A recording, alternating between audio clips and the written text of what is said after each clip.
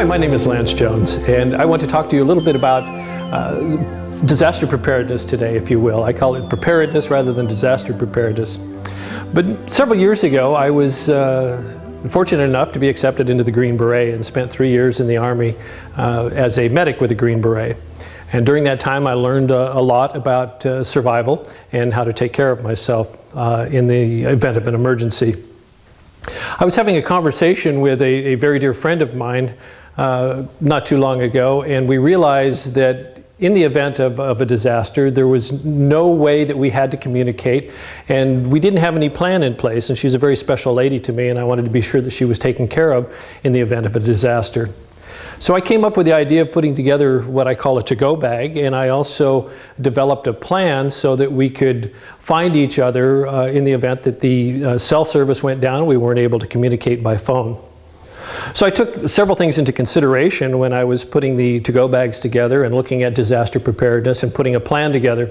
And one of those things that I realized is that we may not be in our homes when a disaster strikes. And so I did put together a to-go bag and put together a plan in order to be able to connect after such a disaster. In recent times, you know of the earthquake in Japan, and one of the big things that happens in a disaster like that is that you lose communication, you lose contact with your family and friends, and it's really pretty much a free-for-all as to where you can find them. So I put together a plan as to where to meet and the different steps to take, and like I said, I put together this to-go bag here. This to-go bag is designed to go in your car, and it goes with you. I have one, and everybody in our family has one. And it is simply a few things to make you more comfortable and help take care of you so that you can take care of others. Obviously, you can take care of more people when you are taken care of than if you are not. So let me take a few minutes just to go through some of the things that I have in the to-go bag. And one of the things that I started off with in the bag was that I realized that in a disaster, you may be a little bit confused and a little shaken up. So I put the plan right in the to-go bag. And you'll notice that I put everything in plastic bags so that if there is water damage of some kind, it could be raining, whatever the case may be, that keep all of the important documents safe. Something you may consider is that once you get it drawn up, that you can actually have it laminated to keep it clean so that you know exactly what you're doing. So I actually put together a list and a plan as to how to approach our disaster preparedness, where we would meet and so on. And on that emergency plan, I clearly spell out where we're going to meet, and I've designed 3 different locations. One location is our home to start with, and then from there I've chosen 2 other locations that are within walking distance because we may not have an automobile available to us. So, and in that plan, I devised a way to leave a message or a note. So in the disaster plan, again, it talks about the meeting places. So the first place is the home, and if we go to one of our meeting places, the plan is that we will both meet there. If for some reason we can't stay there, if the home is damaged or it's dangerous to be there, what we've decided to do is put a ribbon on. Now this is just an engineer's tape. It's a plastic ribbon that it's 100 feet long, so you can spool off a big chunk of it, tie it on someplace that's clearly visible. Now I have one color, and my lady friend has the other color. You know, she has pink and I have yellow. So if I arrive at our home and I see that there's a pink ribbon hanging there, she doesn't need to write anything or anything else. I know that when there's a pink ribbon hanging there, she has been there for one, and she has left and gone to our second rendezvous point. If I arrive at the second rendezvous point and I find a pink ribbon there, that means she's gone to our third rendezvous point. Now hopefully we don't have to have any more rendezvous points than that. But it's just a means of communicating, because communicating is vital when there's some type of a disaster. Other things that I looked at that would be important to have would be pictures, okay? Now you can take a picture of your loved ones or your pets with you. Now the reason for this is that if you arrive at your home and there's been a disaster of some kind, you can show that picture to any emergency people that happen to be around, friends, neighbors, or whatever's in the neighborhood, and show them what your loved one looks like, or show them what your pet looks like, and you can ask, have you seen this person? Have you seen this dog? Have you seen this cat? It's a way of, again, being clear in your communication with people. And then the other thing that I did, well, I wear glasses, so I have an extra pair of glasses in my bag. Very important to have. If you have glasses or medication, please be sure that you have some of that in your to-go bag. You may not have an opportunity to go back to the home and pick them up. A perfect example of that was in the Tea Fire when several people lost their homes here and they had no chance to go back to their home and get anything out of their homes. So something else that we came up with is we came up with a complete list of names of all of my family and all of her family, so that in the event that there is a disaster, we can contact each other's families and let them know that we're okay. In that, we have chosen one person on each side of the family that live out of the state that would be a contact point. Because there's often times when the phone service in your immediate area is not working, but you can talk to somebody out of state. So it's a good thing to have somebody out of state that you can contact and let them know that you're okay, and they can pass the word on to other parts of your family. And then we would forwarded this to all of our families so that they know how to make contact as well. So those are some of the items that I came up with. Along with the yellow ribbon that you leave at your place, your residence, or whatever your checkpoint is, I've included again in a plastic bag, I've included some pens, a pad for writing notes, and then I've also included a Sharpie or a magic marker. A magic marker is good for, you can write a note on a door, you can write a note on just about any kind of surface and leave a note if there's further instructions that have to be followed. So those are the primary things that I've started with, and that is the basis of this entire kit. This is just to help take care of you, okay, and help make you more comfortable. Now, one of the things that I did look at was the fact that if the cell service goes down, how are we going to communicate? And we have family out of state as well. So we were concerned about being able to contact a family out of state. So what I have done is that I've come up with using the radios. Now, this is a ham radio. And a ham radio is good because that there are what's called repeaters, and those are stations throughout the area where you can talk from this radio, it goes to that tower, and then it can be broadcast in many different directions. Most radios are called a line of sight, okay? Now, it's just exactly what that sounds like. It's the line of sight. If there is anything that's obstructing the radio frequency, then you're not going to be able to communicate. In other words, if you're on one side of a mountain and your friend is on the other side of the mountain, you cannot communicate with a radio that's line of sight. No. So with a ham radio, it actually goes up to a tower, and then it can be transmitted back down to the other tower. So I started off with just what you would call a walkie-talkie, or a radio communication that is a line of sight communication. And this is something that would be good at times when there is a clear line of sight. And this is a simple walkie-talkie radio. And then there's a third option, and a third option in a radio is a citizens band, or a CB radio. Now, with the ham radio, you have to have a license in order to operate that. So that does make it a deterrent for a lot of people, because you have to go through classes, learn about ham radios and how to operate them. With a CB, or a citizens band radio, you do not need that. They've got some great CB radios that are about this size, and I'm looking into that as well, just to have one in the car. They're about this size, they plug in, it doesn't take any special equipment or anything to operate the radio, and it's one that you can have in your car, and you can actually access a lot of people. There are local people that monitor CB radios, there are local people that monitor ham radios, so that you can make contact with someone that can get communication through to the people that are important to you. Whereas just a regular walkie-talkie or a radio-to-radio communication does not give you that freedom. So those are some ideas of different radios available. One thing nice about in fact, it's manufactured by the same company, Midland, is that they have a radio that is this size to operate in your car, and then you can unplug it from your car, plug in a battery pack, and it's available to go with you wherever you happen to go. So those are some ideas as far as communicating and the different radios that are available. Let's take a look at some of the other things that we have in here. I've also included chargers and extra batteries that are important to have in your kit. you don't know how long you're going to be in need of that radio. Now what I also did was I have put the radio frequencies on the radio, so there's no question when you grab that radio what channel that you're supposed to be on in order to communicate. I have on the back of the ham radio the frequency that we would use for communication.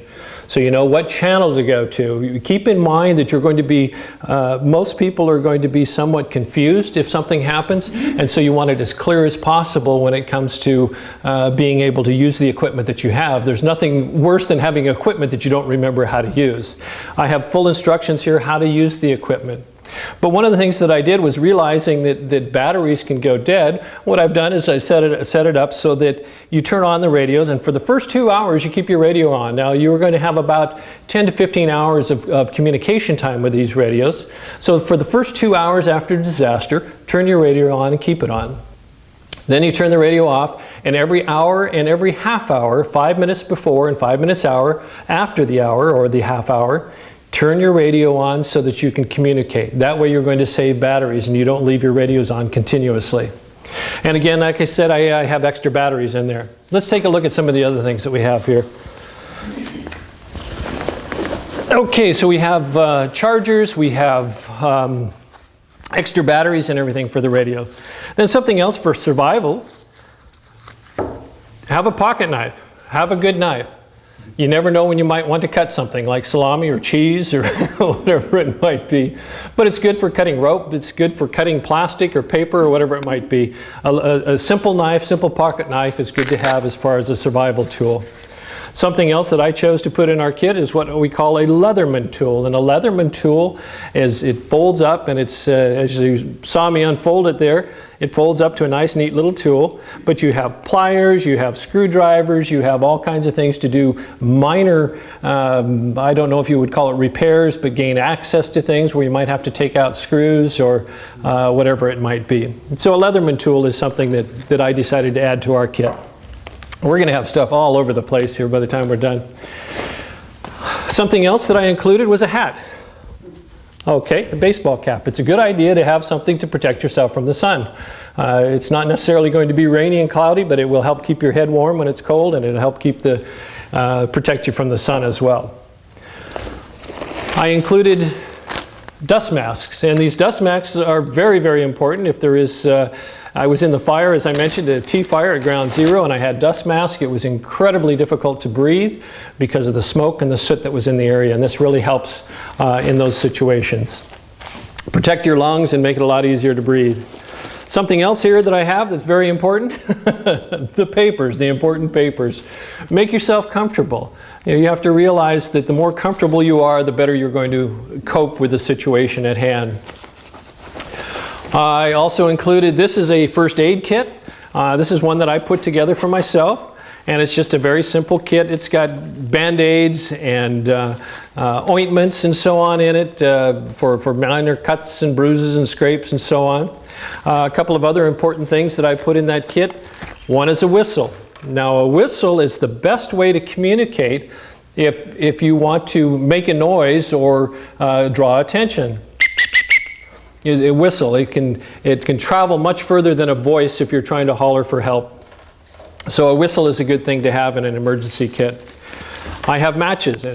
This container has matches. It's a waterproof container. Again, remembering that wet things are not going to do you any good at all. So wet matches are not going to light. So I do have matches in there as well.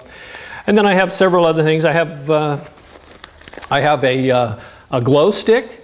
And this glow stick is a simple little device that is plastic. When you break it and mix the two chemicals together, it will glow like a candle. It's real nice for a little extra light. Now this is a first aid kit that I take pretty much anywhere I go. I will take it on trips with me. If I go backpacking, I throw it in my backpack. If I'm just going for a day hike, I throw it in my day pack. Carried it throughout Europe just so I'd have a few of the essentials. I have aspirin in there. I have different types of things that are going to, that when you have a headache or something that comes up and you don't have it, you certainly wish you did. You know how easy it is to get, but if you're not near a grocery store or a drugstore, it's nice to have it with you. So those are the things that I carry in my little first aid kit. And like I say, I will take this first aid kit a lot of places I go. I often take it when I travel. I even put it in my suitcase. Even if I know I'm staying in a hotel and I have things available, I often take it with me. Water, of course. You're going to want to have water.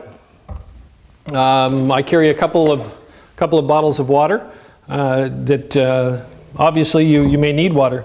In an emergency, there are a lot of places you can get water, though. Keep in mind that a water heater contains a lot of water that is potable water, and also the toilet tank contains drinkable water. Now, not the bowl where you do your business, but the tank itself is all clean water, and that's drinkable water. So in the case of emergency, you can always drink that water. It's also a good idea, if you have the means, is to boil the water or to purify the water in some way. Now, you can find a can. Some of my training is survival steps in for me, and if you don't have a pan and a stove, what are you going to do? You can start a fire, find a can, boil the water. You can get water out of your water heater. You can get water out of your neighbor's water heater. There's a lot of places that you can look for water if you need water. But it's a good idea to have some good, clean, fresh water to take with you in your to-go bag. Something else that's a good idea to have is some food. Now this is I'm not going to take, well, we can take a look at some of this. This is food that I have chosen to take in the to-go bag. And again, it's not necessarily in the event of a national disaster. If you get stuck in your car, if you happen to be in an area where it snows, there are people that get snowed into their cars or get in traffic jams that are stuck there for quite some time. It's nice to have a little bit of food to eat when you're hungry. So I've included things that are easy to eat, that don't take any cooking. Food bars to start off with. Find a food bar of your liking and add food bars. They're great for nutrition. I've got knives and forks, plastic knives, forks, and spoons that I can eat with to make life a little more pleasant. I've included some Vienna sausage and chicken sausages. These will keep a long time. Keep in mind that when you're purchasing things that you watch the expiration dates and you want something that's going to last for a long time. You can also buy food that's called MREs, meals ready to eat. Now, this is what the military eats. They're great little packages. I understand you can get some of those out at Costco now, or you can go online and find those online. But in the MREs, they're self-contained meals. You open the packages, you heat the meal, and you have a nice meal ready to go. And it contains your eating utensils and napkins and so on and so forth. Again, just to make yourself a little more comfortable. But you can go to the store and I have some chicken salad, I have some tuna and things to eat. Just anything that's going to give you nutrition and help fill you up and make you feel a little bit better. Make yourself as comfortable as you can. Well, let's see here. What else do we got? Okay, here's something that's good to have. I've also included a pair of gloves. These are great gloves. These are very durable. You can find these at just about any hardware store or building store, and they're great gloves if you have to dig through rubble or anything of that nature. They're very, very nice to have. They also help keep your hands warm if it happens to be a cold time of the year. And then I've included earplugs. I don't like loud noises, so I've thrown some earplugs in there just to protect my ears if need be. Let's see, what else do we have here? Okay, I have a space blanket. This is a space blanket, and this will reflect up to 90% of your body heat. Great blanket to just help keep warm. You can build a little shelter out of it, or you can just wrap it around you to help stay warm. Good idea to have one of those with you. They're easy to carry, nice and light.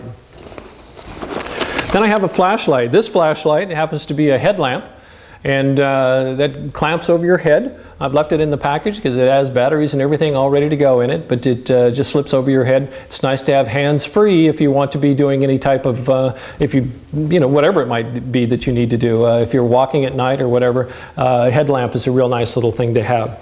So it gives yourself light. And then I have extra batteries for everything. I have extra batteries for the headlamps, I have extra batteries for the radios, and so on. And something that I didn't touch on the radios is that with the ham radio and also with the CB radio, you can get up-to-date weather reports or disaster reports and so on. So it's a good tool to have with you. Here is this is pretty much a catch-all. I've got extra batteries, extra light sticks, and so on. Okay? And again, I put these things in plastic bags to help protect them from the elements. I've also included some plastic. Now these are plastic sheets. These are 12 or 9 by 12 plastic sheets.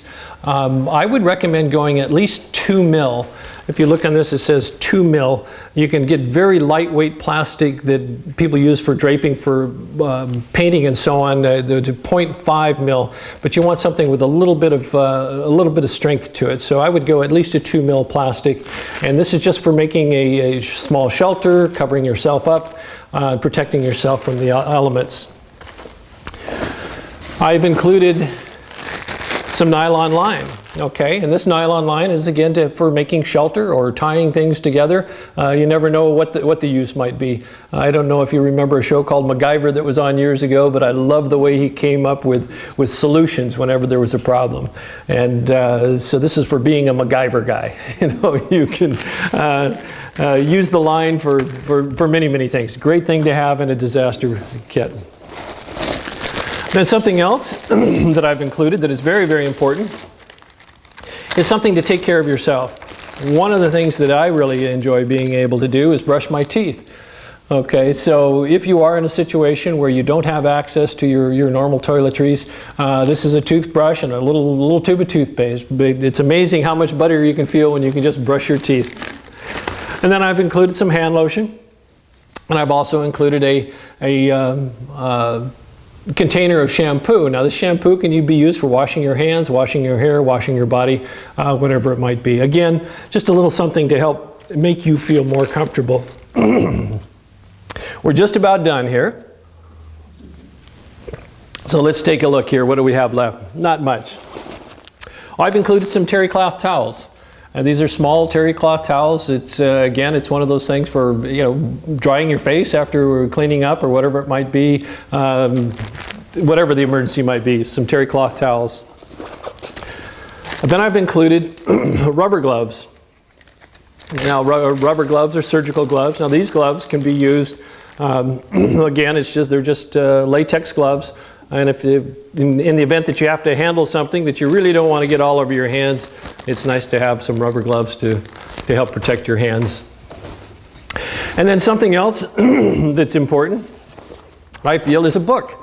Now, you can take a book of any kind. You might want to consider taking a spiritual book that is in line with your whatever your religion or your thoughts on spiritual development is. It can be soothing, it can be comforting, it can be something that really helps to quiet and calm you down. And also there may be periods where you have nothing to do, so having a nice something to read would be a good thing. Again, it's part of taking care of you, and the more you take care of yourself, the more you can take care of others. And then the last couple of things that I have here that are probably one of the most important is a good pair of shoes. Okay, this is especially important for women if they spend most of their day out in their car wearing high heels or something that are not conducive to walking. In the event that there is a disaster, again, there's a possibility you won't be able to drive. And so if you have to walk, be sure you have something comfortable to put on. They don't have to be hiking boots, just a pair of tennis shoes, something that's comfortable to you, especially for women, okay? I couldn't imagine walking in high heels on a regular basis, let alone during a disaster, so something important to think about. And then I have an old jacket here, and that jacket's just rolled up, and that's a jacket to help keep me warm in the event that it's needed. So those are some of the things that I came up with for putting together in a to-go kit. And again, you can see there, most of it is just to help bring you a little bit more comfort and to help you take care of yourself, especially protecting yourself from the elements and giving yourself something to eat. So these are the suggestions that I have. Now, there are many places that you can get to-go bags. You don't have to build them yourself. There are many different places you can go online to buy to-go bags. They have a whole array of things that are put in them, and you can always buy one online that's primarily put together and then add your own elements to it if you would like to do that, and so that it gives you the kind of comfort that you would like. But again, I think one of the most important things is the plan. You know, have a plan put together. Have a place where you can meet your loved ones, your friends, your family.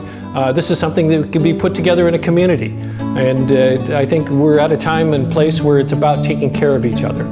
It's about taking care of community. And if we have a plan, we can look after each other.